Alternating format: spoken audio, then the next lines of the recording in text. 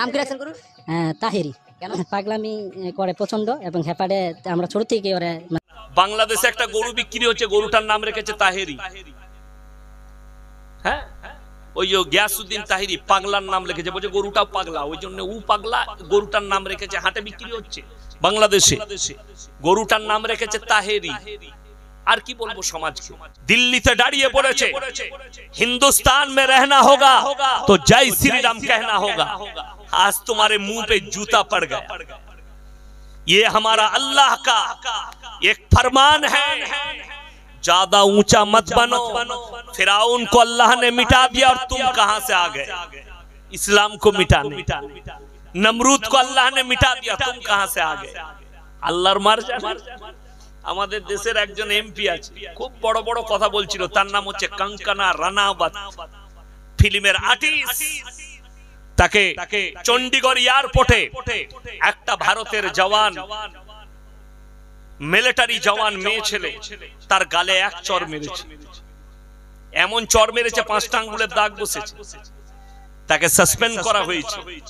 আমি বলেছি, अरे उनका पता दे तो हम 5000 रुपया इनाम भेजेंगे इंशाल्लाह उनको। इसको झप्पड़ मारेंगे। অনেক জন কমেন্ট করছে থাপ্পড় মারাটা ঠিক হয় না। যে মেয়েটা বলবে कि 100 रुपया में बहन बेटी लोग बिक गई है, ওকে চড় তো দূরের কথা, বহুত ছোট চড় মেরে দিয়েছে। ওকে জুতোটা খুলে মুখে জুতো মারা দরকার ছিল। যে নিজের জিসিম বিক্রি করে, जो अपना जिस्म को बेचता है, जो डांस कर कर पैसा कमाती है, वो खुद कहती है किसानों के लिए कि 100 रुपया में माँ और बेटी लोग बिक गई है। जो कहते हैं मुसलमान के लिए इस्लाम का कोई धर्म नहीं है, ये लोग आतंकवादी है। कंकना रानावत, कान खोलकर सुन लो, ये अल्लाह की तरफ से तुम्हारे ऊपर पड़ी। इस्लाम अगर हम आतंकवादी है तो ये सोच लो, उड़ीसा की एक मिनिस्टर को उसका बॉडीगार्ड सीआई ने उसको मार दिया। ये कौन सा आतंकवाद, कहां से पढ़ के आया। আসামের মুখ্যমন্ত্রী তিনি বলছেন মাদ্রাসায় আতঙ্কবাদী তৈরি হয়। আমাদের মতো মৌলবি আমরা একটা ছুরি চালাতে জানি না, আমরা একটা বটি চালাতে জানি না, আমরা একটা বোম চালাতে জানি না। বড় কষ্ট লাগে। একটা এটিএম চুরি করতে গেলে ইঞ্জিনিয়ার হতে হয়, একটা এটিএম ডাকাতি করতে গেলে তাকে টেকনিক্যাল ইঞ্জিনিয়ার হতে হয়, কম্পিউটার ইঞ্জিনিয়ার হতে হয়। আর কম্পিউটার ইঞ্জিনিয়ার মুজিদ সাহেবের মাদ্রাসায় তৈরি হয়, ইয়াসিন সাহেবের মাদ্রাসায় তৈরি হয় না। আমাদের মাদ্রাসায় আমরা যাদিকে তৈরি করি তাদিকে তারবিয়ত দিই। যে রাসূল আকরাম সাল্লাল্লাহু আলাইহি সাল্লামের হাদিস, তোমাদের দ্বারা তোমরা দেখো না তোমাদের বাড়ির পাশে কে বসবাস করছে, সে হিন্দু হোক, দলিত হোক, আদিবাসী হোক, যে জাতিরই হোক, সে যদি ক্ষুধার্ত হয় খাবার দাও, বস্ত্রহীন হলে বস্ত্র দাও, বিপদে পড়লে তার পাশে দাঁড়াও। এটাই শরীয়ত, আমাদের ইসলাম শেখায়, আর এটার উপরেই আমরা আমল করি। কদিন আগে একজন আছে यूपीर पागल कुत्ता, पगला कुत्ता, से बोलचे सबसे पहले अगर हिंदुस्तान से इस्लाम को मिटाना हो तो दारुल उलूम देवबंद को तोड़ दो। तोड़ना तो दूर, तू सिर्फ ईंटा पे हाथ लगा के दिखा, तू हाथ लगा के दिखा। और जो लोग समझ रहे हैं कि हिंदुस्तान से इस्लाम को मिटा देंगे तो सुन लो कान खुलकर, इस हिंदुस्तान में 40 करोड़ मुसलमान के कत्ल आम करना पड़ेगा, उसके बाद तुम मिटा सकते। ये आसान बात नहीं है, বড় কষ্ট কি জানেন। আমাদের দেশের কিছু শিক্ষিত মুসলমান আছে, জিজ্ঞেস করুন, অবাক হয়ে যাবেন। আমি যে তত্ত্বটা দিচ্ছি, কোন বাপের বেটা থাকলে কেটে দেন, কেটে দেন। আমি তাকে সুলুট জানাবো। আমার আব্বা যখন স্কুলে গেছে পড়েছে 18% মুসলমান। আমি স্কুলে গেছি তখনও পড়লাম 18% মুসলমান ভারতবর্ষে। আজকে আমার মেয়ে 13 বছর বয়স, বড় মেয়ে, সে স্কুলে যায়, তা সেও পড়ছে আমরা ভারতে 18% মুসলমান। আমার মেয়ে জিজ্ঞেস করছে, আব্বু আমরা 18%? আমি বললাম, হ্যাঁ মা, আমরা হিজড়ে, আমাদের ছেলে পিলেই হয়নি। কি বলবো।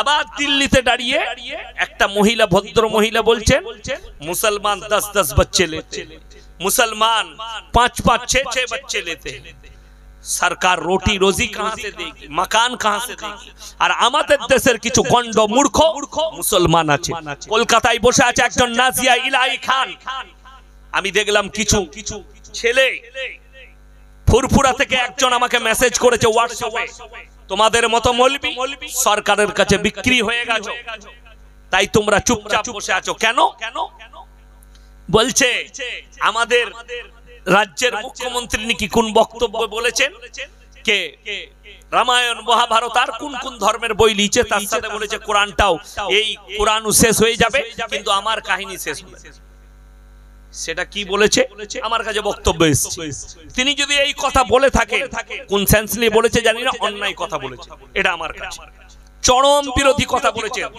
তার ভুল স্বীকার করা দরকার যে আমার দ্বারা মিস্টেক হয়েছে কিন্তু বড় কষ্ট লাগে এটা তোমার গায়ে কানে ঢুকলো এটা তোমার মাথায় ঢুকলো আর একজন বলছে আমার উপরে কলমা না পড়লে মুসলমানের নামাজ হবে না আমার উপরে দরুদ না পড়লে নামাজ হবে না আমার জলসায় যদি কেউ না আসে সে কাফের হয়ে যাবে তার যে জানাজা পড়াবে সেও কাফের তার উপরে কি ফতোয়া দিবে এটা আমি জানতে চাই যে বলছে আমার উপরে দরুদ না পড়লে আমার উপরে দরুদ না পড়লে কারোর নামাজ হবে না তার উপরে কি ফতোয়া দিবে আমি জানতে চাই বড় কষ্ট লাগে মানুষ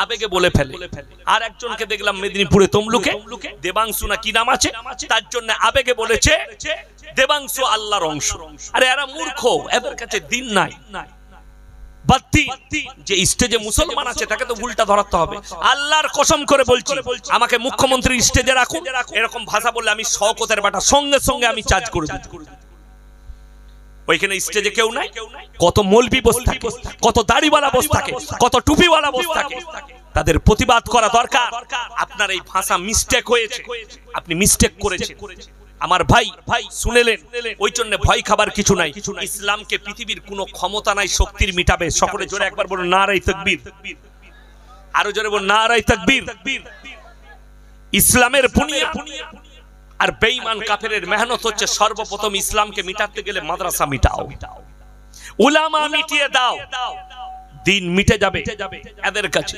আপনাদের এই আউস গ্রাম থানায় না ভাতার থানায় একটা গ্রাম এটা ভাতার থানা এই ভাতার থানায় একটা গ্রামে জলসা করতে গিয়েছিলাম গ্রামটার নাম বলে দিই দাঁড়ান এইদিকে আছে গ্রামটা হচ্ছে আপনার না মাতা ঝাড়ুল না কি বলে ওই ঝাড়ুল লয় ভুলে যাচ্ছি গত বছরে করেছি যাই হোক ওই গ্রামে জলসা করেছি তো কিছু মহিলা তারা বলে বেড়াচ্ছে যে মেয়েরা খুব না রেগে গেছিল ইয়াসিন সাহেবকে আমরা মনে করছিলাম ঝাঁটা করে মারবো তোর বাপের ক্ষমতা নাই আমাকে মারবে কেন তারপরে খোঁজ নিলাম যে ও কে দেখতো বললে ও হচ্ছে গ্রুপ লোনের হেডমাস্টার আমরা ও তাহলে সুদের ম্যাডাম সুদ খাওয়া ম্যাডাম বলে ইয়াসিন সাহেবের বক্তব্য গায়ে লেগেছে আমি বলেছিলাম ওখানে যে সুদখোর সুদ খাওয়া লেওয়াটাও হারাম দেওয়াটাও হারাম আর আমাদের দেশের মেয়েরা গ্রুপ লোন করছে বন্ধন লোন করছে খোঁজ নাও বলে মেয়েটা গ্রুপ লোন করে 10 জন আছে তার মধ্যে হেড হচ্ছে ও আমি বলে এলাম যারা হেড হয় তাদেরকে আমার 9 জন ম্যাডাম বলে ও মনে করে আমার বিরাট ব্যাপার এমনি ম্যাডাম হতে পারে না সুদ খাওয়া ম্যাডাম হয়েছে ভেবে দেখো কবরে যাবে তোমরা আপনার জানা নাই লোনের জন্য বন্ধন লোন আর গ্রুপ লোন করে তোমাদের মা পিটিকে রাস্তায় তুলেছে বেঈমান কাফেররা আর তোমরা মনে করছো আমাদের সচ্ছলতা আসছে আল্লাহর কসম খেয়ে বলছি যারা বন্ধন লোন আর গ্রুপ জীবনে সুখী হতে পারবেন না জীবনে টাকার বরকত পাবেন তোমার ইমামের বেতন 5000 তার বউকে গ্রুপ লোন করতে হয় না বন্ধন লোন করতে হয় না তোমার মৌলবীর বেতন 6000 তার বউকে গ্রুপ লোন আর বন্ধন লোন করতে হয় না তোমাকে করতে হয় তুমি ভেবে দেখবে আল্লাহ তোমার উপরে রাজি না তোমার বউকে বেরুতে হয়েছে বলছে ইয়াসিন সাহেবকে দেখে লুবো তোদের 14 পুরুষকে দেখলাম তোরা তো বহুত বাচ্চা যে হুজুরগুলো গাল দিয়ে বেড়াচ্ছে ভন্ডরা সেই গুটকাখোর আর জিলাপি হুজুরদের ক্ষমতা নাই আমার স্টেজে আসে তাদের বুকের উপরে চেপে বায়ান করে আসছি আমি তাদের বুকে ঢুকে বায়ান করে আসছি তাদের ক্ষমতা নাই যে ইয়াসিন সাহেবের কাছে আছি জানে আজকে মানুষ কতটা নিচে নেমেছে আমাকে বলতে হবে না তোমার বাপের অস্তিত্ব আছে কিনা, তোমার দাদর অস্তিত্ব আছে কিনা, তোমার দাদর বাপের অস্তিত্ব আছে কিনা। আল্লাহ সকলের অস্তিত্ব আস্তে আস্তে মিটাবে, এই পৃথিবীর অস্তিত্ব আল্লাহ মিটাবে। যখন যে জিনিসটা মিটে যায় জানবেন তার অহংকার করা চলে না। আমরা একদিন মারা যাব না, যাব না? কথা বলেন।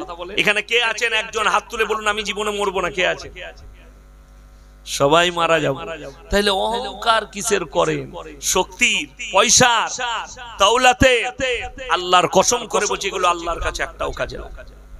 ওষুধে আর ডাক্তার পানিতে যদি কেউ বেঁচে যেত, ডাক্তারের দ্বারা যদি কোনো মানুষ বেঁচে যেত, তা পশ্চিম বাংলায় সব থেকে প্রথম যিনি বাঁচতেন তিনি হচ্ছেন আমাদের জ্যোতি বাবু। আমেরিকা থেকে বাই প্লেন ডাক্তার আনা হয়েছিল, তারপরেও বাঁচাতে পারে। আর আপনি বলছেন আমার টাকা আছে আমি টাকার দ্বারা বেঁচে যাব। আপনার টাকা আছে আপনি খেতে পাবেন না। আরে ফিল্মের একজন আর্টিস্ট আছে, তার নাম হচ্ছে জাভেদ জাফরি। তাকে একটা মুসলিম ছেলে একটা কনফারেন্সে প্রশ্ন করছে कि मेरा एक सवाल है। क्या सवाल? कि आज पूरे दुनिया के लोग दुनिया के पीछे भाग रहा है, মানুষ আজকে দুনিয়ার পেছনে ছুটছে। তিনি বললেন तुम कौन से धर्म से हो? बोले मैं मुसलमान हूं। তাকে উত্তর দিয়েছে এত মারাত্মক উত্তর कि मुसलमान तू दुनिया के पीछे मत भाग, तू 1400 साल पीछे चला जा, दुनिया तेरे पीछे भागे।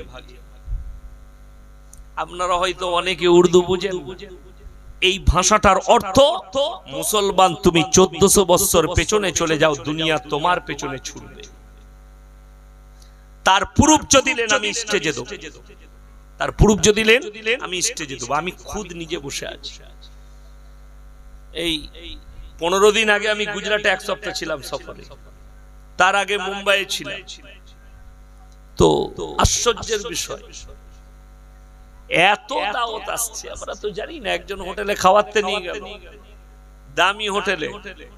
কি কি খাবেন? আমরা খাবারের নাম আমরা জানি না। আল্লাহ হালাল খাবার হলে যেটা আসবে আল্লাহ দিবে, খেয়ে নেব। আল্লাহ আমাদের তকদিরে লিখে দিয়েছে মৌলবীদের তকদিরে লোকের ঘরে খাবি। আমাদের তকদিরে লেখা আছে না লোকের ঘরে খাবি। দাওয়াত।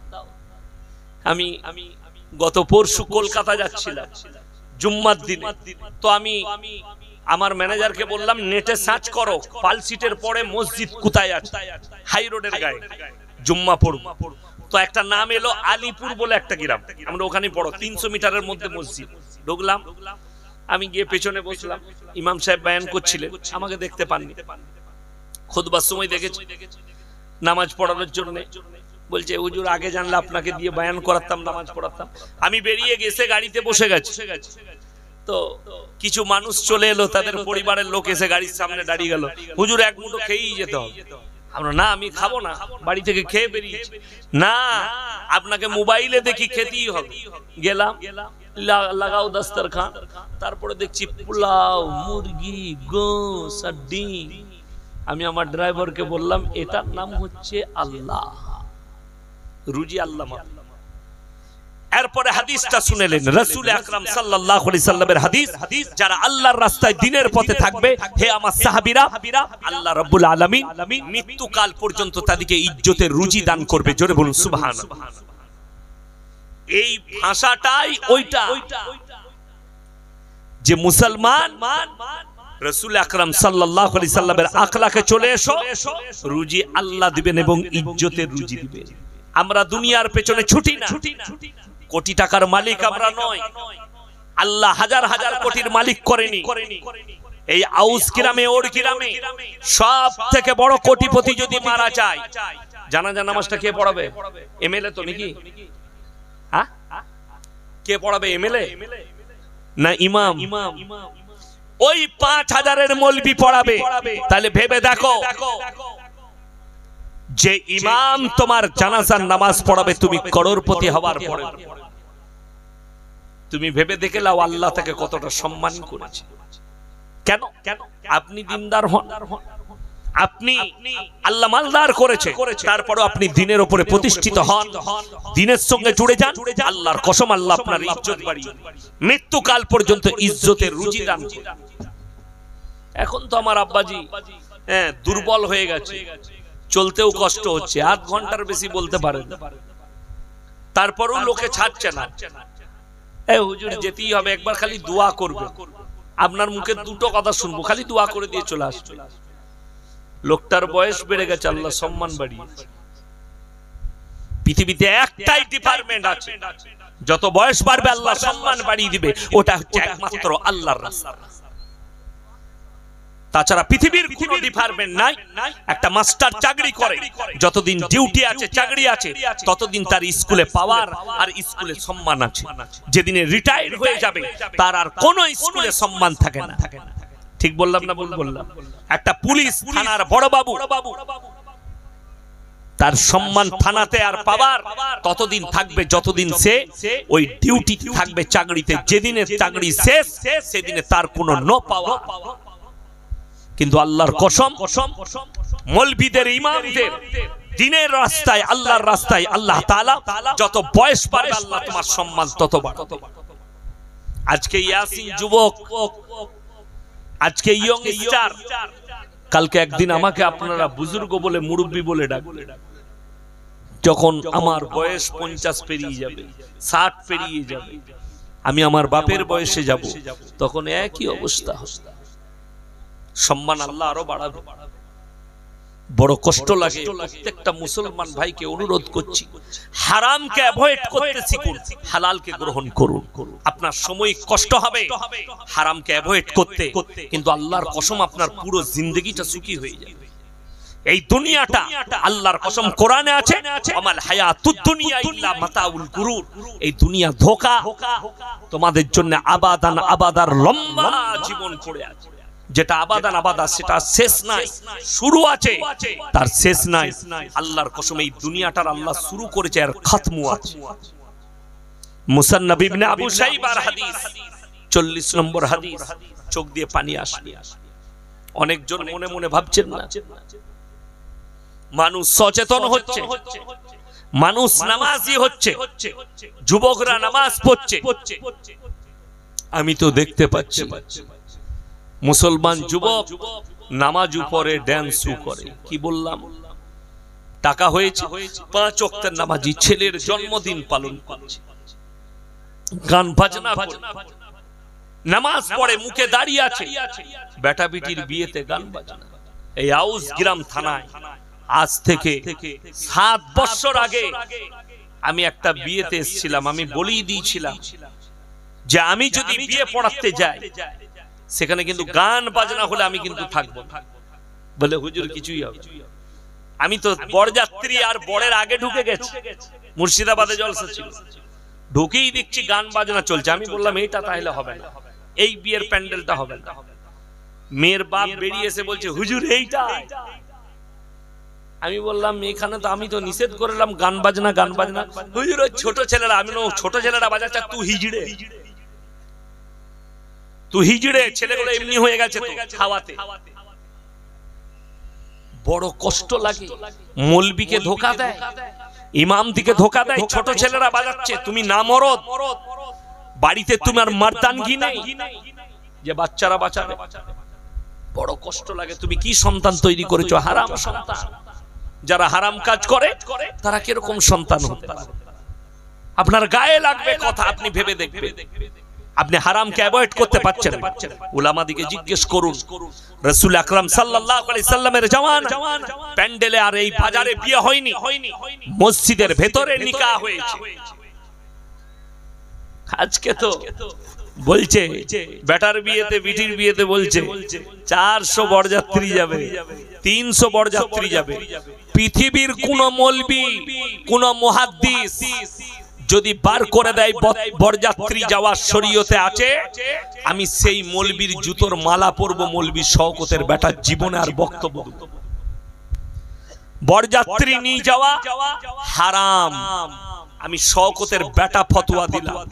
কোন মুফতি যদি ফতোয়া কেটে দেয়, সেই মুফতি বাপের বেটা হলে নিয়ে আসুন। মেয়ের বাপকে বলছে 1 টাকা লুবো না, হারাম কর 200 বরযাত্রী নিয়ে যাচ্ছে, মানে এই দিকে বীজ মারবো না, ঘুরিয়ে তোর বীজ মার। মৌলবীরা বলছে হারাম, কোন লিয়া? তাহলে ওই দিকে তোর বীজটা মেরে দে। আপনার মনের নিয়তটা আল্লাহ, মনের কথা শুনতে পাই না আল্লাহ কথা বলে। আল্লাহ হৃদয়ের কথা জানেন না? ইন্নাল্লাহা লা ইয়াখফা আলাইহি শাইউন ফিল আরদ ওয়ালা ফিস সামা। হে আমার নবী বলো, আসমান আর জমিনের মধ্যে যা কিছু আছে কোন জিনিসটা আমার আল্লাহর কাছে গোপন নাই। আমি অন্তরের কথা শুনতে পাই। আমি আল্লাহ রাব্বুল আলামিন তোমাদের অন্তরের কথা শুনতে পাই। ওই জন্য মুসলমান ভাই আপনাদেরকে অনুরোধ করে বলছি, হারামটাকে হারাম বলে মানেন, অ্যাভয়েড করুন। পরকালের জন্য, মরণের পরের জন্য। মুসান্নাফ ইবনে আবু শাইবার 40 নম্বর হাদিস, রাসূল আকরাম সাল্লাল্লাহু আলাইহি সাল্লাম বলেন, হে আমার সাহাবীরা, কিয়ামতের পূর্বে এমন একটা দিন আসবে যেদিনে পৃথিবীটা যত মসজিদ আছে মুসল্লিতে ভরে যাবে। সাহাবীরা খুশিতে আত্মহারা, ইয়া রাসূলুল্লাহ এরকম যুগ আসবে। নবীজি কিন্তু কথাটা বলার পরে ইতস্ত বোধ করলেন। সাহাবীরা বললেন, ইয়া রাসূলুল্লাহ, আপনি যে কথাটা বললেন আপনার কপালের মধ্যে ভাঁজ এলো। রাসূল আকরাম সাল্লাল্লাহু আলাইহি সাল্লাম শেষ শব্দটা বললেন, হে আমার সাহাবীরা, কিন্তু সেই নামাজিগুলো সব সুদখোর নামাজি থাকবে, হারাম খাবে, সুদ খাবে, বড় বড় অট্টালিকা বাড়ি বানাবে, বড় বড় শপিং মল বানাবে, ঈমানদার কেউ থাকবে না। এই হাদিসটা শোনার পরে সাহাবীরা কেঁদেছে, সাহাবীদের চোখে পানি। আপনি ভেবে দেখুন আপনার কাছে দিন কতটা পৌঁছাবে, কিসের দ্বারা পৌঁছাবে? এই মাদ্রাসার দ্বারা। আমাদিকে লোকে অনেক শিক্ষিতরা মাদ্রাসা ছাপ,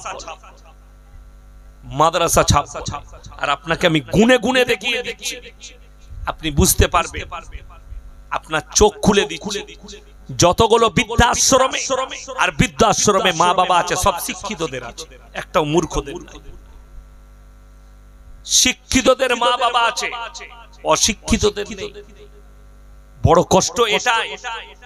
শয়তান ইবলিস মারদুদ, সে মূর্খ ছিল না, সে বড় শিক্ষিত ছিল। তবেই সে ইবলিস আসমান আর জমিনের কোনো জায়গা নাই যেখানে সিজদা করেনি। একটা কথা আল্লাহর অমান্য করার কারণে আল্লাহ তাকে জান্নাত থেকে বার করে দিলেন এবং চিরকালের জন্য জাহান্নামী করে দিলেন। লানাতুল্লাহি আলা ইবলিসা, ইবলিসের উপরে লানত বর্ষিত হোক। আমার মুসলমান ভাই, আপনি কার পথ অবলম্বন করছেন? নিজেকে মুসলমান দাবি করেছেন, আজকে নামাজ নাই। আর রাসূল আকরাম সাল্লাল্লাহু আলাইহি সাল্লামের হাদিস, যার নামাজ নাই তার মধ্যে ইসলাম নেই। আমি দেখতে পাচ্ছি, আজকেই দেখলাম মুসলিমদের গ্রামে মুসলমানরা নামাজ পড়ে না, ভোটে জিতেছে গান বাজিয়ে রং খেলে তারা বিজয় মিছিল করছে। করো, ইসলামে বিজয় মিছিল বিজয় করা যাবে, বিজয়ের একটা আপনি খুশি মানাতে পারে, কিন্তু গান বাজিয়ে নয়, মদ খেয়ে ড্যান্স খেয়ে নয়। আপনি ড্যান্স করছেন, আপনি মদ খাচ্ছেন, মুসলিম হয়ে একটা মুসলমান হাত তুলে বলুন যে আমার জানা নাই মদ খাওয়া হারাম, অথচ মুসলমান খাচ্ছে। একটা মুসলমান হাত তুলে বলুন যে আমার জানা নাই গাঁজা খাওয়া হারাম। কেন খাচ্ছেন? মানুষের মধ্যে একটা ফিলিংস তৈরি হয়ে গেছে, যাই করি নাই করি, যেটাই করি নাই করি। হুজুররাজ মরে যাওয়ার পরে মিলাদ হয়, মিলাদ হবে, মৌলবীরা এসে দোয়া করবে, জান্নাত রেডি। এটা তো আমাদের দেশের নিয়ম। মানুষ মরে গেলে আমাদের মায়েরা দেখে, আমাদের সমাজ চলছে মেয়েদের হাদিস, লোক মরে গেলি 3 দিনে মিলাদ, 4 দিনে মিলাদ, সাতার ফায়দা ঘাটে উঠা নফল দিয়ে 40-এ কি বলে 40-এ কমপ্লিট জান্নাতে ঢুকিয়ে দিল। কে ঢুকালে? হুজুর। তোমার হুজুর মার খাবে আর তুমিও খাবে। এই আশেপাশে ভাতার থানা আছে না, আমি নাম করব না। ভাতার থানায় এমন একটা গ্রামে গেছি, মরা বাড়িতে মাইয়াত হয়েছে, যার ঘরে লোক মরেছে তারই ঘরের গোয়ালের গরু খুলে জবাই করে খানা করে খাচ্ছে। কোন মৌলবি যদি বলে দেয়, গোটা ভাতার থানার মৌলবিদিকে চ্যালেঞ্জ দিলাম যে যার বাড়িতে মাইয়াত হয়েছে তার ঘরের খানা করা চলবে, আমি জীবনে আর বক্তব্য দেব। কষ্ট লাগে, দুঃখ লাগে, বেদনা লাগে যে আজকের জামানায় মুসলমান এমন জায়গায় পৌঁছে গেছে। যদি বলেন হাদিসে কি আছে, কারো বাড়িতে মাইয়াত হলে 3 দিন পর্যন্ত তার বাড়িতে চুলা জ্বলতে দিও না, এটা প্রতিবেশীর হক। এটা হাদিস, রাসূলের হাদিস। যার বাড়িতে মাইয়াত হবে প্রতিবেশীরা 3 দিন চুলা জ্বলতে দিবে না। আমার পুরসা গ্রামের লোকের একটা গুণ আছে, বাইরে কোথাও মাইয়াত বাড়িতে খাই না, খেতে চাই না। আমাদের এলাকায় যদি জানাজা হয়, এলাকায় আমরা জানাজার নামাজের আগে যাই, খানা খাই। কেরা করে আমি নাম করব না, একটা গ্রামে সব কুটুমজন এসছে মরা বাড়িতে, তাদেরকে আলু গোশ খাওয়াচ্ছে, দিয়ে তারপরে সবারই হয়ে গেছে, লাস্টে বলছে বে শুধু গোস্তর বালতিটা নিয়ে পালুয়ের ভেতরে ভরে রেখে, ওটা কষা মাংস, ওরা খাবে। বড় কষ্ট। আমার বর্তমান জেলায় একজন ইমাম খালি রমজান মাসে বয়ান করেছে, মাইয়াত বাড়িতে কি হয়েছে, মাইয়াত হয়েছে। জানাজার ময়দানে গ্রামের মোড়ল এলান করছে, ভাই জানাজার নামাজ পড়ে যারা এসেছেন খানা খেয়ে যাবেন। ইমাম সাহেব বলে রমজান মাসে এলান করা হারাম। সেই ইমামকে সকালবেলায় মসজিদ কমিটি তাড়িয়েছে, মসজিদ কমিটি তাড়িয়েছে। দুঃখটা তো এই জায়গা, বেদনা এই জায়গা যে মুসলমান, আপনি নিজেকে মুসলমান বলছেন, রমজান মাসে ইমামের চাকরি চলে গেল, আর আমি ইয়াসিন যখন রোজার পরে জলসা করে বললাম মাইয়াত বাড়িতে রমজান মাসে খানা রান্না করাটাই হারাম, তখন লোকে বলছে ইয়াসিন হক কথা বলেছে। কেন, আমার তো চাকরি যাবার ভয় নাই। আজকে যে আমি ওর গ্রামে বয়ান করছি, আমার চাকরি যাবার ভয় আছে নাকি? ভয় নাই। শুনবেন, আমি নেমে চলে যাবো, আবার অন্য গ্রামের লোক দাওয়াত দিবে, সেইখানে বয়ান করবে। তুই বুঝলি, আমি আমার কথাতেই অটুট থাকবো। ইমাম বলে দিলে ইমামের চাকরি চলে গেল। একটা পুরো আউসগ্রাম থানায় একটা মসজিদ কমিটি বার করুন, যে মোল্লা আব্দুল মুজিদ সাহেবের কাছে এসছে, ভাই আমাদের গ্রামে কমিটি রাখবো, মসজিদ কমিটি শরীয়ত সম্মত ইসলামী শরীয়তে কোন কোন লোকরা মসজিদের সেক্রেটারি, কেসিয়ার, প্রেসিডেন্ট আর মসজিদের জিম্মেদার হতে পারবে। আমি চ্যালেঞ্জ দিয়ে বলে গেলাম, এই আউসগ্রাম থানায় যদি 200টা মসজিদ থাকে, 195টা মসজিদের মোতওয়াল্লির নামটা এইভাবে কাটা হবে। ঠিক বললাম না ভুল বললাম? কেন? প্রথম শর্তটা হচ্ছে যে মসজিদের মোতওয়াল্লি হবে ইমামের অবর্তমানে ইমামতি করার ক্ষমতা থাকতে হবে। এটা হচ্ছে প্রথম শর্ত। দ্বিতীয় নম্বর, তাকে ন্যায় পরায়ণ হতে হবে, এবং তৃতীয় নম্বর আমানতদার হতে হবে। তার কাছে যারা আমানত থাকে, আমি নাম করব না, বর্ধমান জেলাতে এমন একটা গ্রাম আছে, থানা বলে দিলে সে ক্যাচ করে নিবে, ওই জন্য থানাটাও বলবো না। এমন একটা মসজিদ আছে, মসজিদের মোতওয়াল্লি, এরকম পুকুর আছে মসজিদের পাশে, 40টা তাল গাছ। এই গরমকালে দেখবেন তাল ধরা সুড়া হয় না? হয় না? সাঁওতাল ভাইরা তারা হাড়ি টাঙায়, তাড়ি করে। এ হারামখোর মোতওয়াল্লি জীবনে নামাজ পড়ে না, 40টা গাছ 2000 করে কন্টাকে দিয়েছে। কথাটা বুঝতে পেরেছেন? তাড়ি টাঙ্গিয়ে আমাকে 2000 করে দিবি, 40 দুগুণে 80,000 টাকাটা মসজিদে লাগাচ্ছে। কত সুন্দর! তাড়ি বেচা টাকা মসজিদে, আবার সে বলে রেখেছে আমাকে 1 হাঁড়ি করে রোজ লাগবে, মানে সেম আলু তাড়ি খায় মসজিদের মোতওয়াল্লি। আমি বললি খারাপ বলবি, এটা সত্য বলছি, আল্লাহ সাক্ষী আছে। আর সে হারামখোর যদি শুনে, তা তাকে বলবো, শোনো তুমি ইস্তফা দাও, তোমার জন্য মসজিদটা নাপাক হয়ে আছে। তোমার মতো হারামখোর ওই মসজিদের যোগ্য নয়। ওই জন্য হাত তুলে বলুন, আজ থেকে আমরা সবাই ইমানের উপরে টিকবো। সকলে জোরে বলুন ইনশাআল্লাহ। হারাম থেকে অ্যাভয়েড করব, হালালের পথে চলবে। জানেন আপনি কাকে ভয় করছেন? কে আপনাকে ভয় খাওয়াচ্ছে? এই মাদ্রাসার বুনিয়াদ হবে ওর গ্রামে। মোল্লা আব্দুল মুজিদ সাহেব আমার খুব অন্তরের মানুষ, কাছের মানুষ। উনি যখন খাগড়াগড়ে হেড মোল্লা ছিলেন, তখন আমি শিক্ষক, দারুণ ভালোবাসতেন। আর আমি যখন পড়াতাম, আমার খুব ডিসিপ্লিন ছিল। তখন তো খাগড়াগড়ে 150-200 ছাত্র।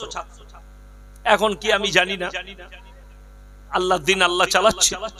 তখন একসাথে ছিলাম আমরা, কারি আব্দুল সালাম, হাফেজ শামসুজ্জামান, আমি, মোল্লা সাহেব, 150-200 ছাত্র।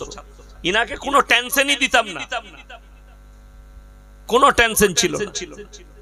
আমি আজকেই বলছিলাম, যে যা খাওয়া দাওয়া করেছি, মাঝে মাঝে বৃহস্পতিবার খাসির গোশত কিনে দিত, ইয়াসিন রান্না কর, আমরা রান্না করে খেতাম। তো ইনি আমার খুব কাছের মানুষ, ওই জন্য বলে যাচ্ছি এমন একটা বুনিয়াদ রাখা হচ্ছে, যারা চাইছে ইসলামকে মিটিয়ে দেব, সবকিছু মিটিয়ে দেবো। আপনারা তো দেখতেই পাচ্ছেন ভারতবর্ষে যারা চাইছে